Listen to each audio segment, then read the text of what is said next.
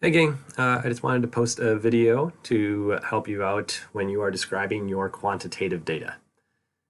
So here I have already set up a spreadsheet, and this data that I've entered in here are just the total points scored by the Wisconsin Badgers basketball team this year. So I just went to ESPN and I clicked on their schedule and I recorded all their points.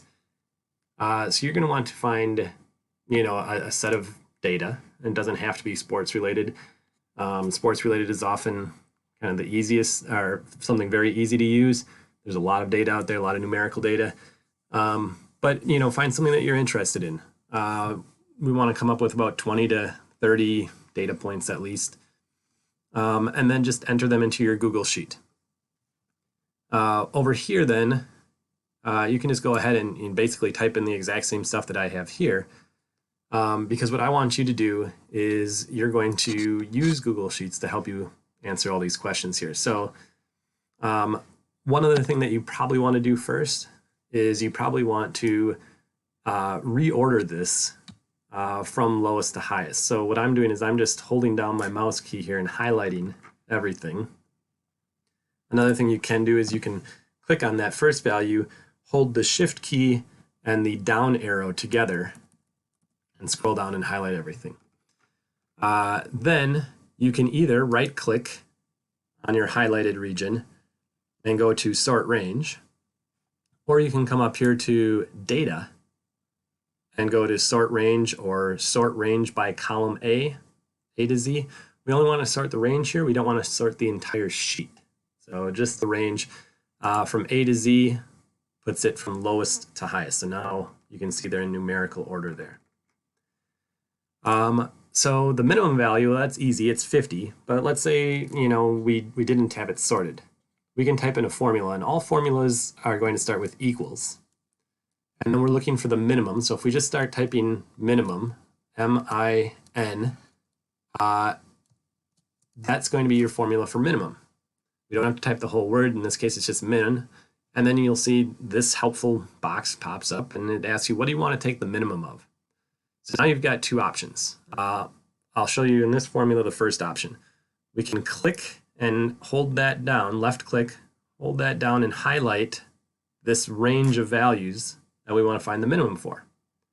Let go, and then just close that parentheses and hit enter. So there's your formula, equals min, and now it put in this range of values here. So that's the other thing we could have done. We could have actually just typed in equals min, and then we're going from A2, so column A, row 2, colon, tells us that we're going to go down to, still in column A, but we want to go down to row 32. And then we close the parentheses. So you can type it in like that too. So you either click and highlight, or you can just type it in, hit enter, and that tells us our minimum value. For the first quartile then, we got equals. Actually, I'm going to jump down to maximum first. So the maximum would be the largest value. That one should also be pretty easy. It's equals max, and then the same thing, A2 down to A32. Again, if your data is in a different range, you have to make sure you select that specific range. So there's my maximum value. I'm going to jump to median here. So the median is the middle value. Before we actually enter our formula to calculate this, let's take a look at what the median should be. We have, it goes down to 32, but we started at 2. So we actually have 31 values here. The median is the value in the middle. So if we have 31 values, that means if we divide that by 2, we get 15 and a half. So basically 15 on each side. So if I come down here, and basically I would have to go down to 16 because I started at 2, those 15 would all be in the top half. Then these 15, 3, 4, 5, 6, 7, 8, 9, 10, 11, 12, 13, 14, 15, those 15 are all in the bottom half, and that leaves this one right here in the middle. That's our median. Median is the middle value. If we had an even number, then we would end up with, let's say, 2 values in the middle, and we would just take the average of those 2 values. Okay? But our sheet can do this for us too. We type in equals median, and again, we're going from A2 to A32 here.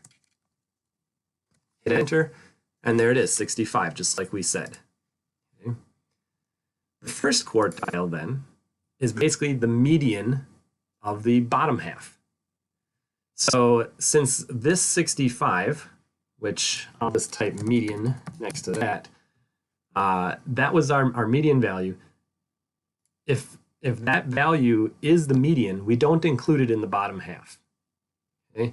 So that means we've got these 15 values in the bottom half. So again, we think about taking the median of that. Half of 15, 7.5. So that means 1, 2, 3, 4, 5, 6, 7. This 8th one should be the first quartile. Okay. So if I type in equals quartile, I do A2 to A32.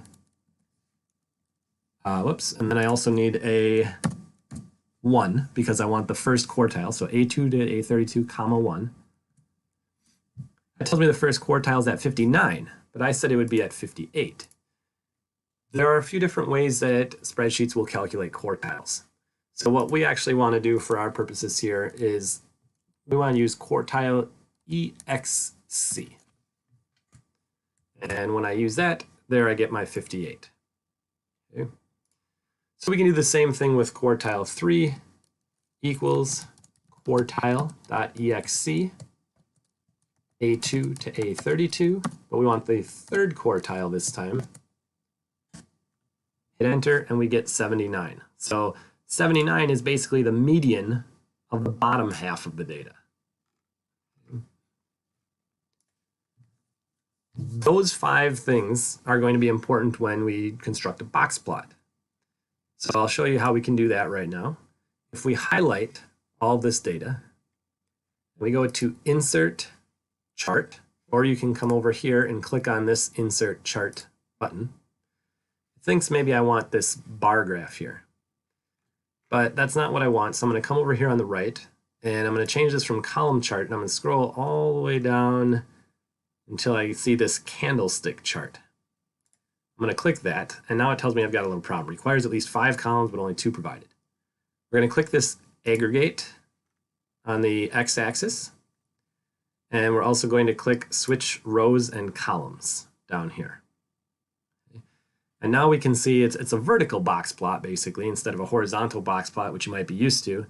But we can see there's our minimum value, there's our minimum value, our maximum value, our median would be at 65. Our first quartile would be at 58. Our third quartile would be at 79. Okay. This isn't perfect. For example, this isn't going down all the way down to 50. I'm not exactly sure why, but this is how we can use the box plot feature as close as we can get it on Google Sheets. And then you can just grab that and move that as you need to. You can customize it, so you probably want to add, a title, Wisconsin Badgers points per game. Okay, so I can add a title.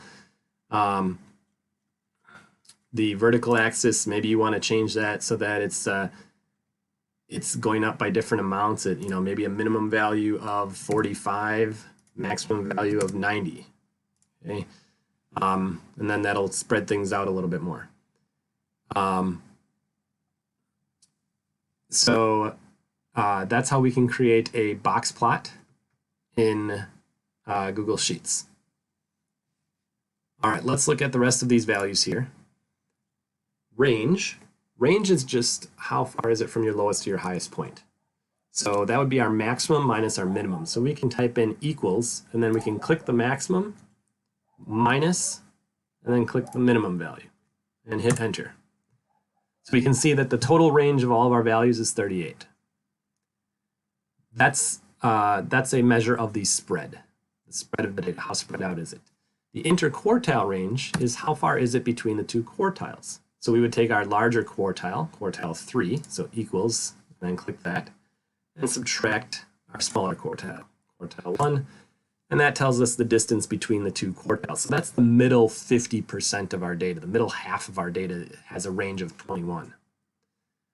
Now to calculate possible outliers, we're going to take that minimum value, or excuse me, that first quartile value, and we're actually going to subtract 1.5 times the interquartile range. Okay. So equals, and then minus 1.5 times the interquartile range, and that's going to give us anything below 26.5 for me would be an outlier on the low end. Obviously, the lowest one is 50, so there are no outliers on the low end. I can do the same thing on the high end. I'm going to take my third quartile. I'm going to add 1.5 times the interquartile range. And that gives me an upper bound for outliers. So if the Badgers ever scored more than 110.5, that would be an outlier for them. Highest game was 88, so no outliers on the high end either. Okay. Lastly, I want to talk about mean and standard deviation a little bit. So mean, or the average, we can just type in equals average, and then we're going to, again, highlight or just type out A2 to A32, and that's going to give us the average. So the average number of points scored in a game for the Badgers was about 67. That may or may not be close to the median. If the data is fairly symmetric, okay, so if it has a shape that's fairly symmetric, then the mean and the median should be pretty close to each other. Okay. So that's our mean. If you want to adjust the numbering there a little bit, you can come up here to increase or decrease the decimal places. So if I want to decrease the decimal places, I can just keep clicking that. So maybe I just want it 2 decimal places, 67.16 points per game.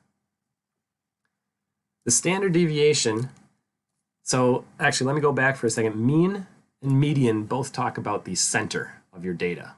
Approximately where is the middle. Range, interquartile range, and standard deviation talk about the spread of your data. How spread out is your data, or how close together is most of your data. So for standard deviation, I'll show you the formula first and then talk about it a little bit. We're going to type in equals STDEV dot S. And then again, we want A2 to A32. We want to take the standard deviation of that range. And I'll adjust that number a little bit again. So we can see the standard deviation is about 11.28. Okay. So a couple things first. This dot S that I put in there, that's because we're taking a sample of games, and I'm going to assume that even though I used all the games from this season, that it's a sample of the values. And the reason we do .s is because we don't have the whole population, which means our standard deviation of our sample might be a little bit different than our population. And we'll talk more about that later.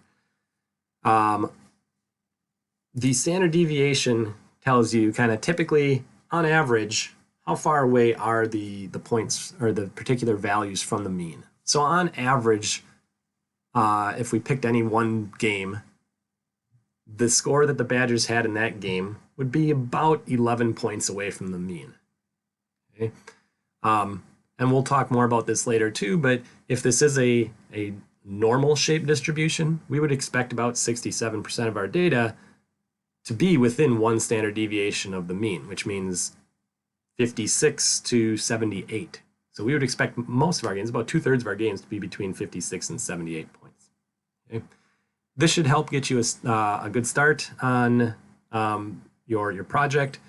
And if you have any questions, please let me know. Thanks.